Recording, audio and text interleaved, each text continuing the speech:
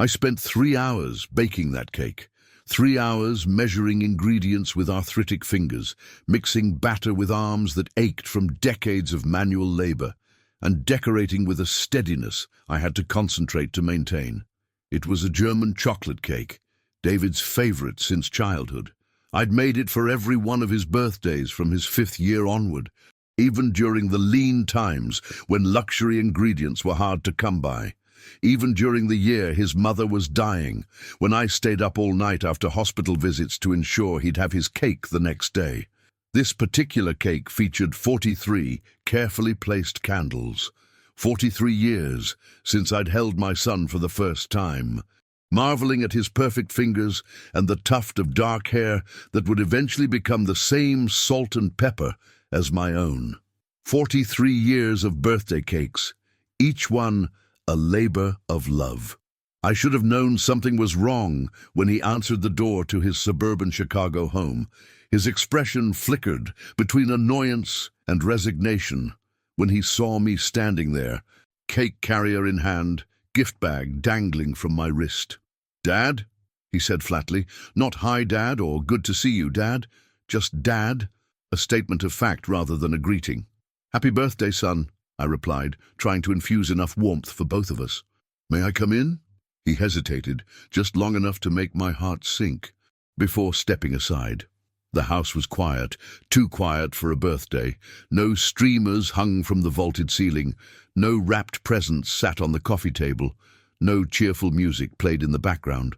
"Where's Melissa and the kids?" I asked, referring to his wife and my 2 grandchildren, Emma and Liam, ages 10 and 8. "At her mother's," David answered, checking his watch. "They'll be back around 6. I set the cake on the kitchen counter and arranged the candles in neat rows. Perfect timing. We can have some time together before they get back, just the 2 of us. I feel like we haven't really talked in months." David leaned against the refrigerator, arms crossed over his chest. His posture reminded me of his teenage years, closed off, defensive, perpetually annoyed by my mere existence. We'd moved past that difficult period, or so I thought. He'd softened after college, after meeting Melissa, after becoming a father himself. But the man standing before me now felt like a stranger wearing my son's face. "Dad," he said, his voice tight, "why are you here?" The question caught me off guard. "It's your birthday. I always come for your birthday. I didn't invite you." I stammered, genuinely confused. "I've never needed an invitation before. It's tradition." "Maybe it's a tradition we need to reconsider." His words were measured, careful, as if he'd rehearsed them. I felt suddenly unsteady, reaching for the counter to stabilize myself. "David, what's going on? Have I done something wrong?"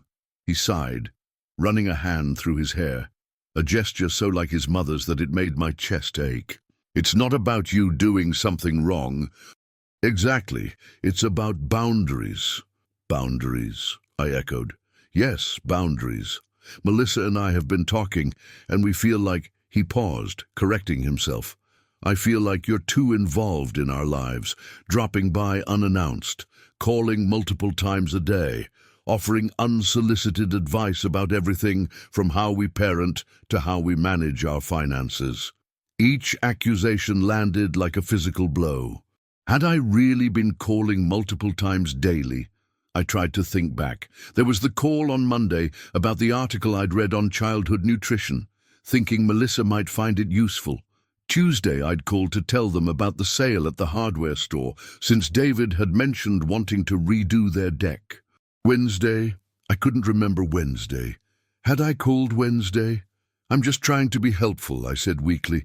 "But that's just it, Dad. We don't always need your help.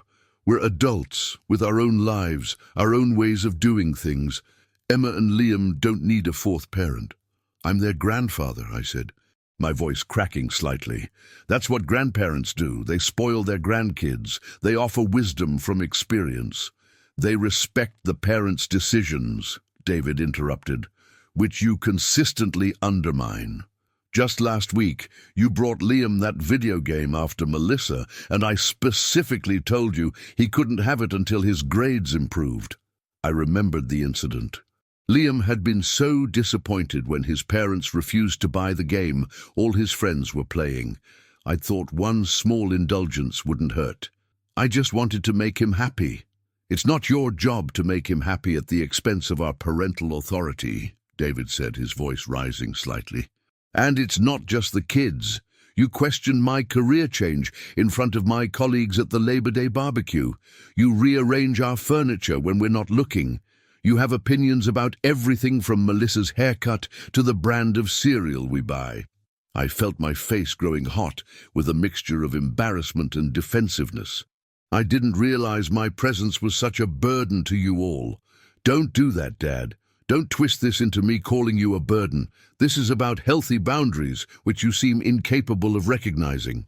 I looked at the cake on the counter, the candles now seeming excessive and foolish.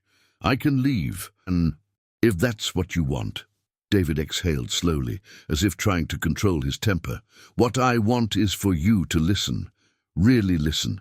Can you do that? Just once. Can you hear what I'm saying without getting defensive or making it about your feelings? I nodded, not trusting myself to speak. I need some space. Dad, we all do. I appreciate that you care, but caring doesn't mean constant involvement in every aspect of our lives. It doesn't mean showing up unannounced, even on birthdays. Especially when... He trailed off, looking uncomfortable. When what? I prompted. When we already have plans that don't include you, he finished. His voice quieter but firm. Melissa's parents are taking us out to dinner tonight. Just the 6 of us. Melissa, the kids, her parents, and me. It's been planned for weeks. I felt a stab of hurt that I hadn't been included, followed immediately by the realization that I hadn't been told about these plans at all. Would I have respected them if I had known? Or would I have found a reason why I should be there too? I see, I said, though in truth I was struggling to see anything clearly through the haze of confusion and pain. I should go then. I reached for the cake carrier, intending to take it with me. But David shook his head. Just leave it, he said. The kids will enjoy it when they get home. Something in his tone, the dismissive way he referenced the cake I'd labored over as if it were just another intrusion to be managed, broke something loose inside me. No, I said, surprising myself with the firmness in my voice. If you don't want me here, you don't get the cake either. It was childish, perhaps, but in that moment, the cake represented every overlooked sacrifice, every dismissed effort, every time my love had been treated as an inconvenience rather than a gift. David's expression hardened. Fine, take the cake. Actually, take everything. The gifts, the cake, all of it. David, no, I mean it, Dad. Instead of cake, I want you to leave. That would be the best birthday present you could give me right now. Some goddamn space to breathe. His words hung in the air between us, impossible to take back. Impossible to unhear. My son, my only child, the boy I had raised alone after his mother died when he was just 15, wanted nothing more than my absence on his birthday. I felt something shift inside me, a painful recalibration of my understanding of our relationship. I had thought we were close. I had thought my involvement in his life was welcomed, appreciated. I had been wrong. With hands that suddenly felt very old, I began gathering my things. The cake went back into its carrier. The gift bag dangled once more from my wrist. I moved slowly, half hoping he would stop me, apologize, explain that he didn't mean it. He didn't. At the door, I turned to look at him one last time. My son, my David, the most important person in my world. He stood with his arms still crossed, his expression a mixture of anger and something else. Relief, perhaps, that he had finally said what had apparently been building for some time. I could have left then, nursing my wounds in private, allowing this rift to widen into an unbridgeable chasm. Part of me wanted to. Part of me wanted to punish him with my absence until he realized what he had thrown away. But as I looked at him, really looked at him, I saw something I had been missing. Exhaustion, the dark circles under his eyes, the tension in his shoulders, the way he seemed to be holding himself together through sheer force of will. And suddenly, I remembered another birthday, Long ago. David's 15th, just 2 months after we buried his mother. He had been angry then too, furious at the world, at the cancer that took her, at me for not somehow preventing it. He had raged and slammed doors and rejected every attempt at comfort, but I had persisted, not with demands or guilt trips, but with steady, patient love. I had given him space when he needed it, but never abandoned him to his grief. Looking at my adult son now, I recognized the same pain, though its source was different. He wasn't a teenager anymore, but a man with responsibilities and pressures I might not fully understand. A man who needed not my constant presence, but my respect for his autonomy. "Just one thing before I go," I said softly. He sighed, clearly expecting another plea or guilt trip. "What?" I met his gaze directly, summoning all the love and wisdom my 68 years had granted me. "I hear you, David. And I'm sorry." Just 3 words, 9 simple syllables. But they were words I had rarely spoken to my son, especially not in that combination. I had always been quick with advice, with solutions, with corrections, but slow to simply listen and acknowledge. His crossed arms loosened slightly, surprise flickering across his features. "I'm sorry," I repeated, "not for loving you or wanting to be part of your life, but for how I've been showing that love, for not respecting your boundaries, for making my help feel like interference." His expression softened almost imperceptibly, the anger giving way to cautious surprise. "I won't make excuses," I continued. "You're right. I call too much.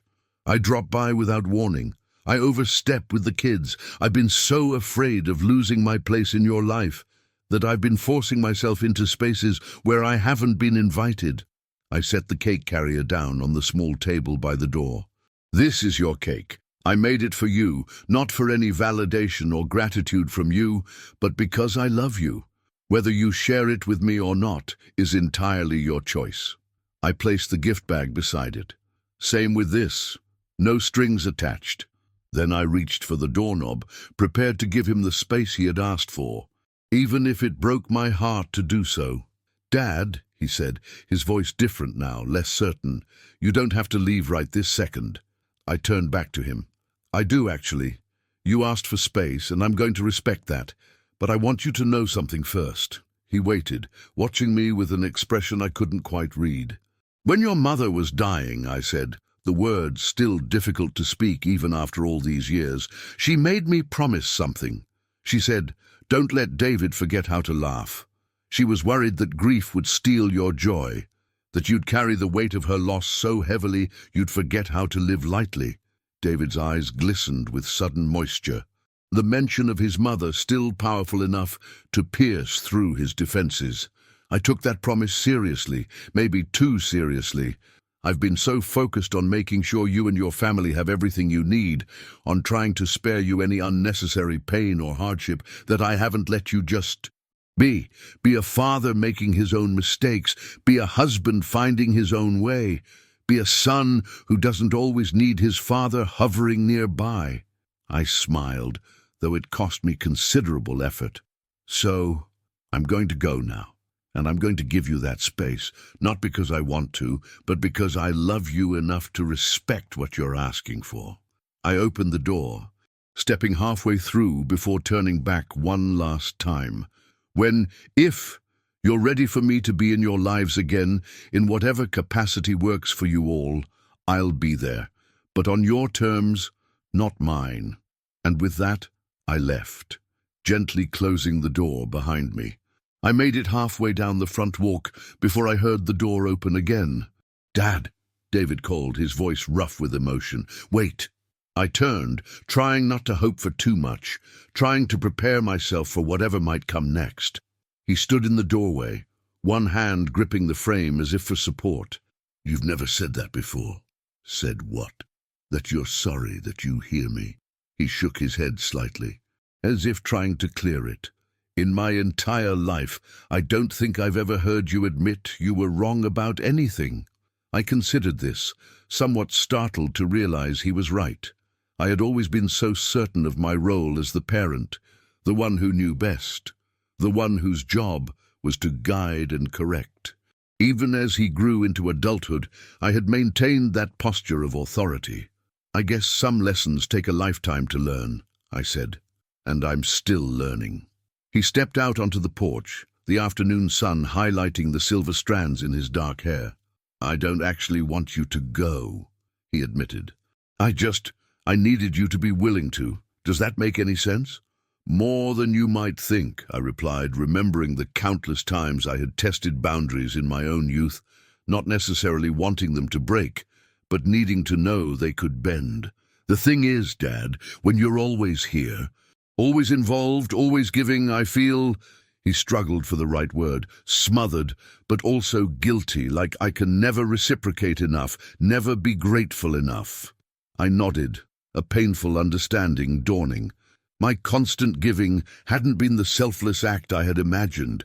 In some ways, it had been a burden I placed on my son, the burden of my need to be needed. "I don't want you gone from our lives," David continued. "I just want you to be a part of them in a way that feels good for everyone, including you. You must be exhausted, Dad, trying to take care of us all the time." The observation, so simple yet so profound, brought unexpected tears to my eyes. I was exhausted. Since losing my wife, I had poured all my energy into being both mother and father to David, and later into being the perfect grandfather and father-in-law.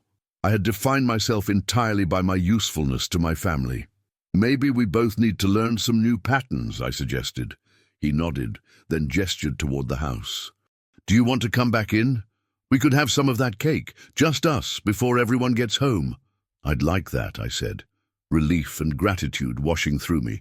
"But only if you really want me to stay." "I do," he said, and for the first time that day, his smile reached his eyes. "After all, it's German chocolate, my favorite." We went back inside, and as I set the cake on the counter once more, I felt a subtle shift in the atmosphere between us. The air seemed clearer somehow, as if a storm had passed, leaving behind the possibility of new growth. As David got plates and forks from the cabinet, I found myself noticing details I had missed earlier. The family photos on the refrigerator, including several of me with the grandkids. The Father's Day card I'd given him prominently displayed on the bulletin board. The coffee mug I'd brought him from my trip to Yellowstone, clearly well used. This was still my son's home, and I was still welcome in it, just differently than before. "You know," David said as we sat at the kitchen island with slices of cake before us, "Melissa's parents are actually taking us to that new steakhouse you've been wanting to try." "Sullivan's?" I asked, surprised. He nodded. "They have a private room reserved." "It was supposed to be a surprise, but," he shrugged, "a surprise. A surprise for what?" "For you, Dad. It's not just my birthday dinner. It's an early celebration for you too. Your retirement next month, 40 years with the company. Melissa and I thought it would be nice to have both sets of grandparents there with the kids." I sat back, genuinely shocked. "But you said—" "I know what I said," he interrupted, looking embarrassed, "and I meant it about needing boundaries. But I didn't handle it well. I was stressed about work, and annoyed that you might ruin the surprise by showing up early with the cake, and—" He sighed. "I took it out on you unfairly. I wasn't sure what to say. My emotions, too, tangled to sort through immediately. The thing is, Dad," David continued, "I do need some space. But that doesn't mean I don't also need you. It's not all or nothing." "Not all or nothing," I repeated slowly, testing the concept. For so long I had operated as if my only options were to be completely involved or completely excluded. The idea that there might be a middle ground, a place where I could be present without being overwhelming, was novel. "So what would that look like?" I asked. "This middle ground?" David considered the question thoughtfully. "Maybe calling before you come over instead of just showing up, asking if we want advice before offering it, respecting our decisions about the kids even when you disagree." Each suggestion was reasonable, and I found myself nodding. "I can do that. And on my end," he added, surprising me, "I can be more direct about what we need instead of letting resentment build up. I can include you more intentionally in our plans. And I can remember that everything you do, even when it drives me crazy, comes from love. I felt a lump forming in my throat. I just want to be a good father to you, a good grandfather to the kids. You are, David assured me. But being good doesn't have to mean being perfect or being everywhere all the time. We ate our cake in companionable silence for a few moments, each processing the conversation in our own way. The German chocolate was rich and familiar, a taste that connected us across decades of birthdays, across the evolving landscape of our relationship. I really am sorry, I said again, feeling the importance of reinforcing those words that had somehow broken through his defenses. Not just for today, but for all the times I've overstepped without realizing it. And I'm sorry for how I said what I said, he replied, his voice carrying a sincerity I hadn't heard in years. There were better ways to have this conversation. I've been holding this in for so long that when it finally came out, it wasn't my finest moment. I reached across the counter and squeezed his hand briefly, a gesture of affection I hadn't offered in years, thinking he was too old for such things, that men of our generation didn't communicate through touch. To my surprise, he turned his palm up and squeezed back, his grip firm and warm, establishing a physical connection that spoke volumes more than our words. In that moment, I understood that my son had given me a profound gift on his birthday. With his harsh words, however painful initially, he had created an opportunity for honesty between us, the first real honesty we'd shared since he was perhaps a teenager. With his willingness to listen, after I acknowledged his feelings, he had opened a door to a more authentic relationship that had been closed for too long. And with his invitation to stay, he had offered forgiveness, not just for today's missteps, but for all the ways I had loved him perfectly over the years. The German chocolate cake between us transformed before my eyes. It was no longer just a birthday tradition maintained through habit and expectation, but a symbol of something new emerging. A relationship where love was expressed not through constant presence or unwavering authority, but through mutual respect and the courage to speak difficult truths. Each layer of that cake seemed to represent a layer of our complicated history, some bitter, some sweet, but all part of the complex flavor of our bond. "Happy birthday, son," I said, and this time the words carried no expectation, no hidden agenda, no need for validation. Just simple, unconditional love flowing from a father who was finally learning that loving sometimes means stepping back.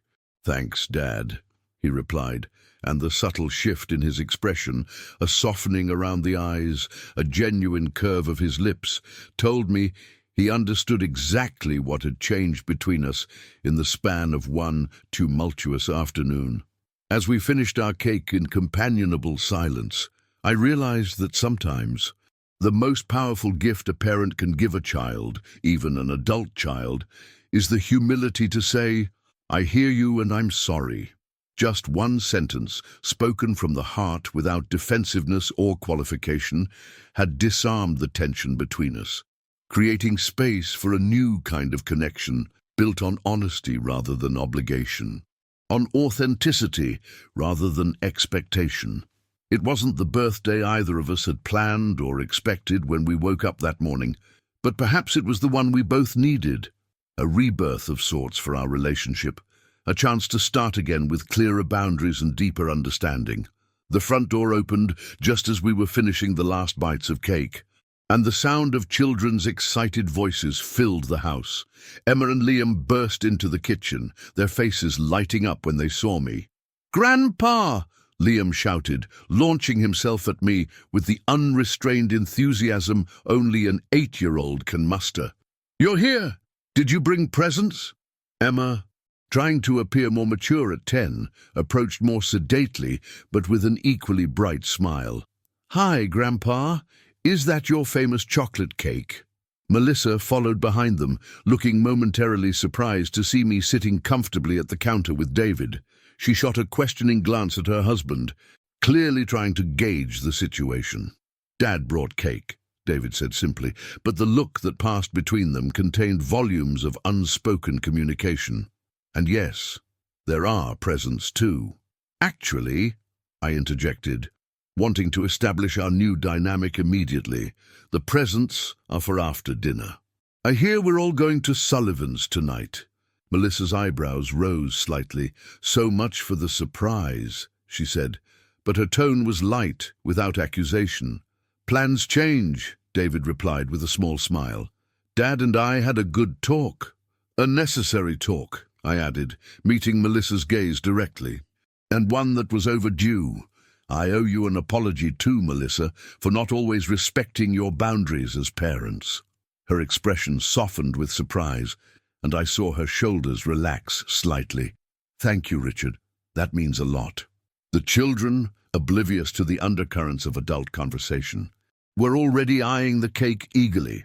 "Can we have some now?" Liam asked hopefully. "You'll spoil your dinner," I started to say automatically, then caught myself. This was exactly the kind of thing David had been talking about, undermining their parental decisions, even in small ways.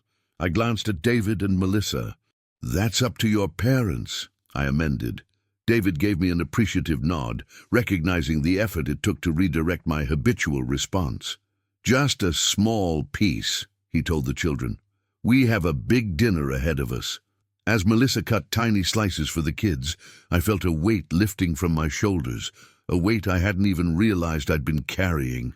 For years, I had approached my role as grandfather and father with a sense of urgent responsibility, as if any relaxation of my vigilance might result in disaster. Now, for the first time, I allowed myself to consider that there might be freedom in stepping back, in trusting David and Melissa to parent without my constant input. "Mom and Dad should be at the restaurant around 6:30, Melissa mentioned to David as she handed Emma a plate. "We should leave by 6 if we want to be on time." "Your parents are joining us?" I asked, genuinely pleased at the thought.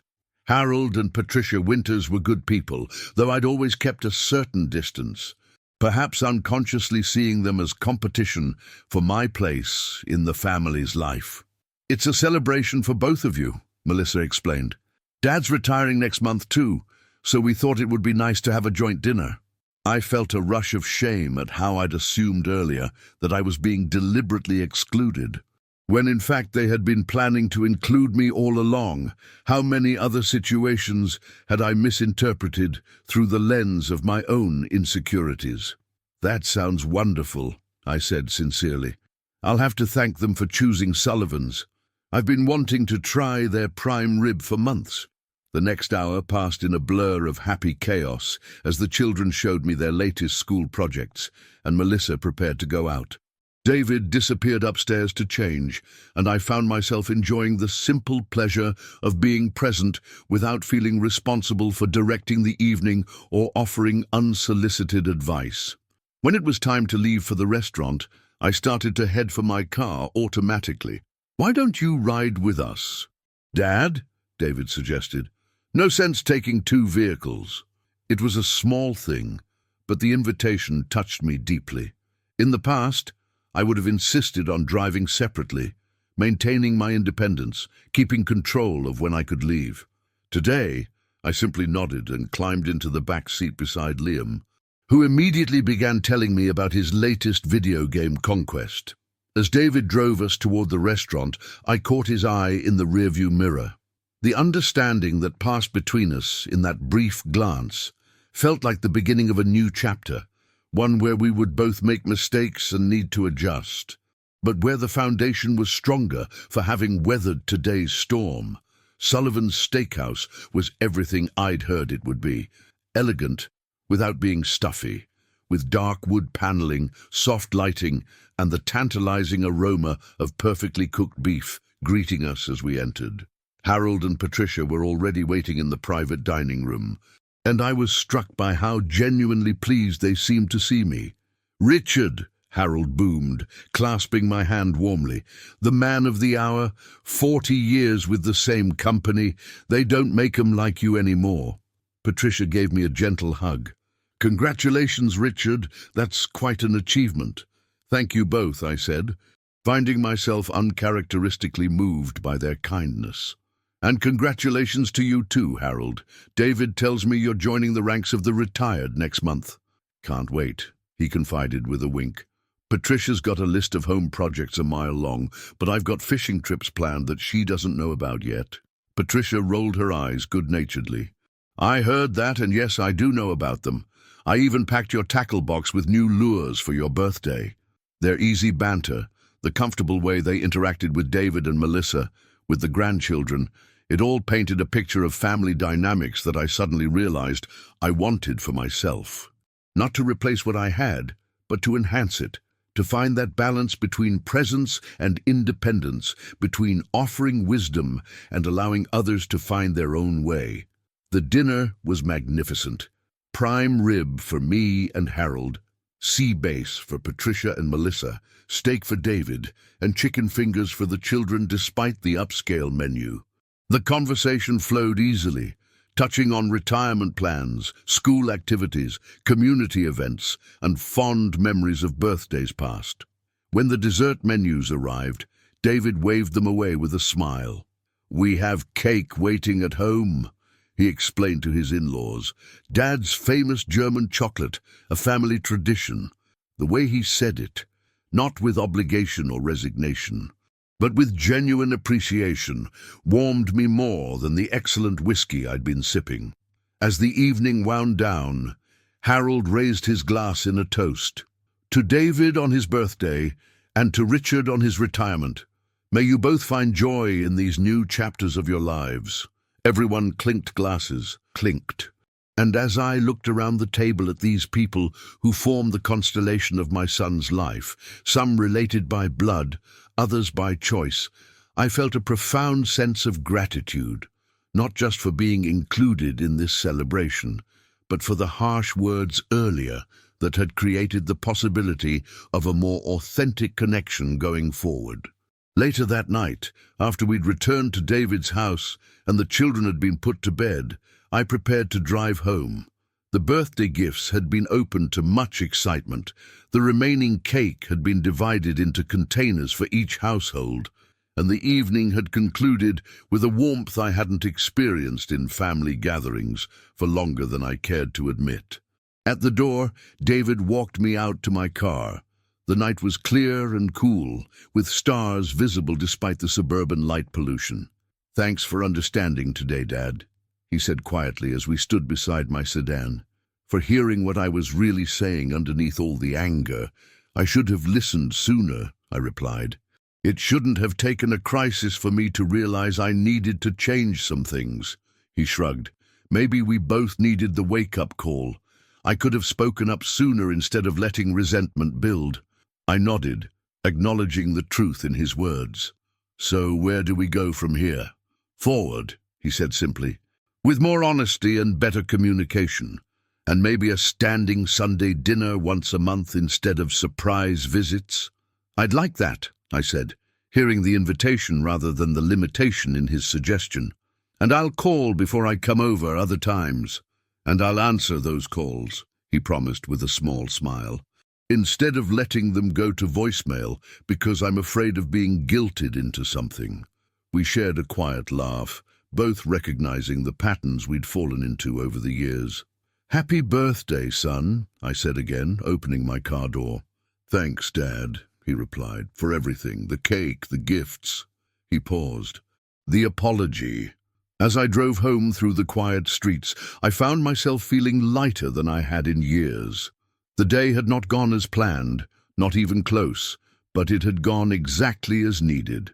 Sometimes I reflected, the most valuable gifts aren't the ones we carefully wrap and present, but the moments of truth that emerge unexpectedly, painfully necessarily. The next morning I awoke to a text message from David.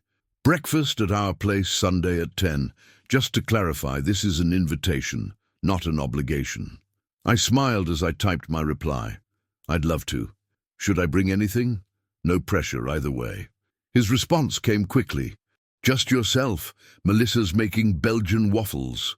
It was a small exchange, almost mundane, but it represented something monumental, a new way of relating, one based on clear invitations rather than assumptions, on requests rather than demands, on mutual respect rather than habitual patterns. I spent the day organizing my home office, sorting through decades of accumulated papers and mementos as I prepared for retirement.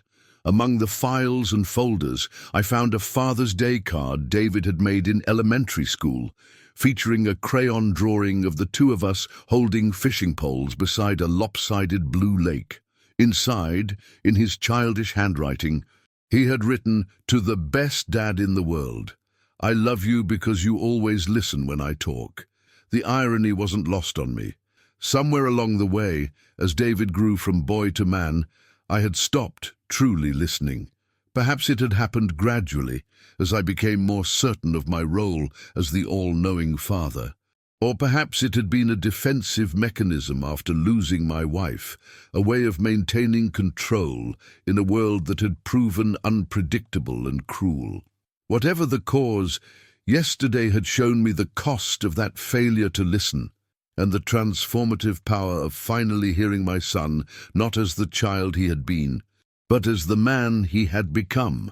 I placed the card in a keepsake box rather than returning it to the file, a reminder of both what had been lost and what could be reclaimed. The next few weeks brought subtle but significant changes to our family dynamics. True to my word, I called before visiting, asked before offering advice, and made a conscious effort to support David and Melissa's parenting decisions even when they differed from what I might have done. It wasn't always easy. Old habits die hard, and there were moments when I had to physically bite my tongue to keep from interjecting, but the effort was worth it. For their part, David and Melissa seemed more relaxed around me, more willing to share both challenges and achievements when they didn't fear my unsolicited solutions or judgments. The children, picking up on the changed atmosphere, became more natural in their interactions with me as well, no longer looking to their parents for permission before answering my questions or accepting my offers of small treats.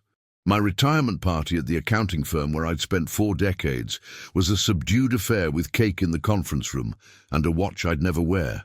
But the real celebration came the following weekend, when David and his family hosted a backyard barbecue in my honor. They'd invited several of my old friends, Harold and Patricia, and even some of my former colleagues who'd retired years earlier.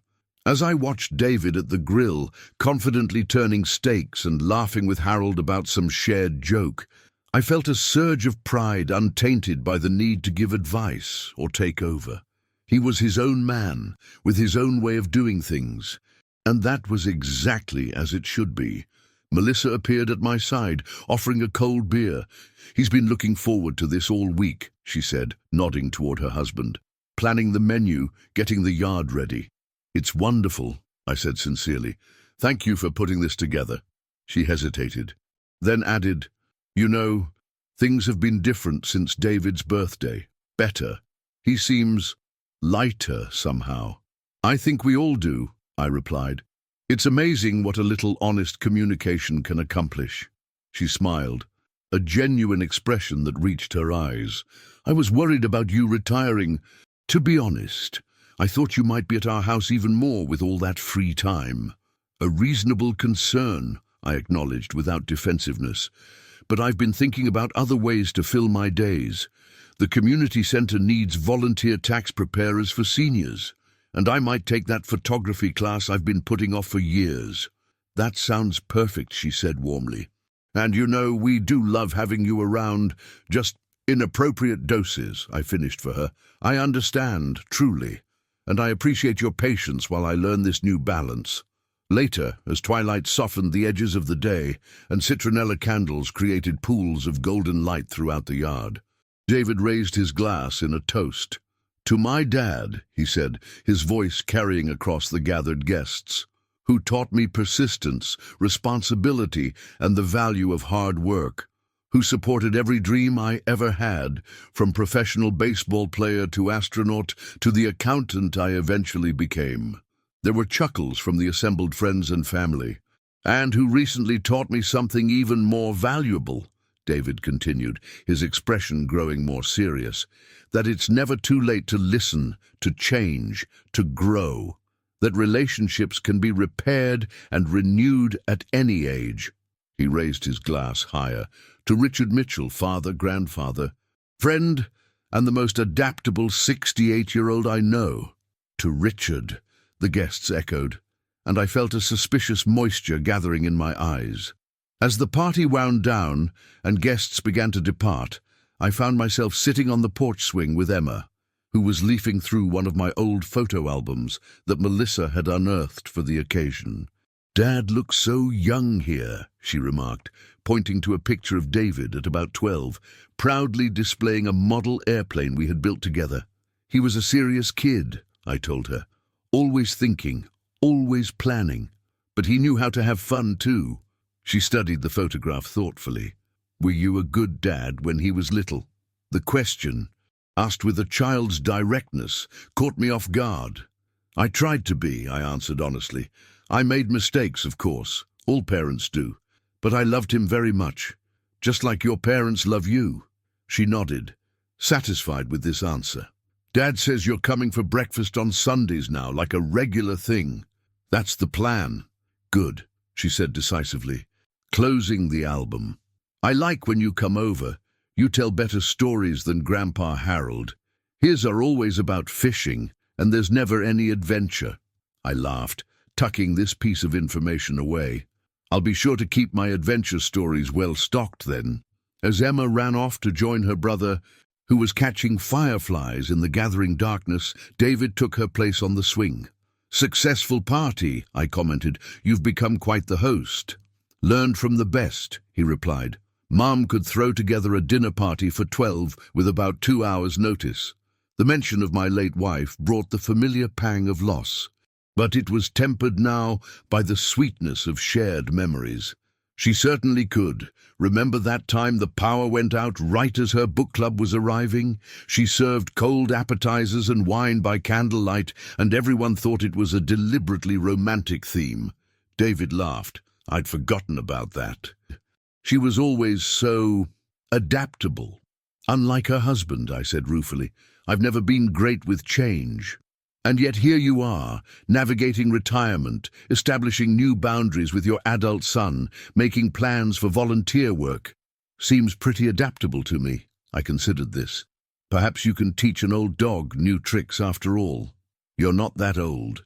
"Dad," he said, bumping my shoulder lightly with his own. "And speaking of new tricks, Liam's Little League team needs an assistant coach. Their regular guy got transferred to the Cincinnati office. Practice is Tuesday and Thursday evenings, games on Saturday mornings. Any interest?" I felt a surge of excitement at the prospect, followed immediately by caution. "Are you sure? I don't want to intrude on your time with Liam."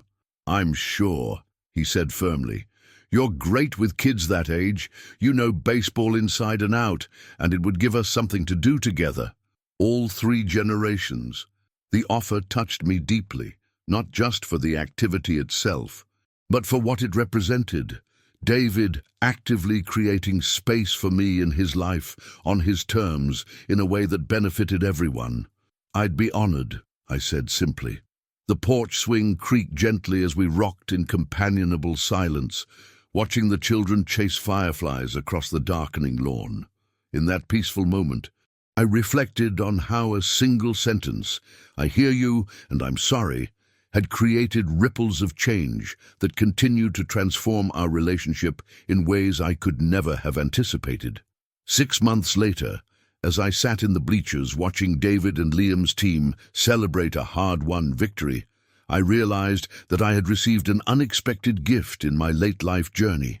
The chance to truly know my son as an adult, as a father, as a man in his own right, not as an extension of myself or a project to be managed, but as a separate, complete individual with wisdom and perspective, all his own. Our Sunday breakfasts had become a cherished tradition. Our Tuesday and Thursday coaching sessions were highlights of my week.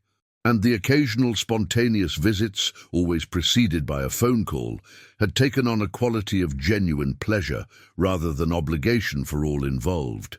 Sometimes the most profound changes come from the simplest beginnings: a birthday cake, a harsh truth spoken in frustration, a moment of genuine listening, and 3 words that can transform a lifetime of miscommunication. I hear you. If you like this story, please like this video, subscribe to the channel, and share your impressions of this story in the comments. To listen to the next story, click on the box on the left.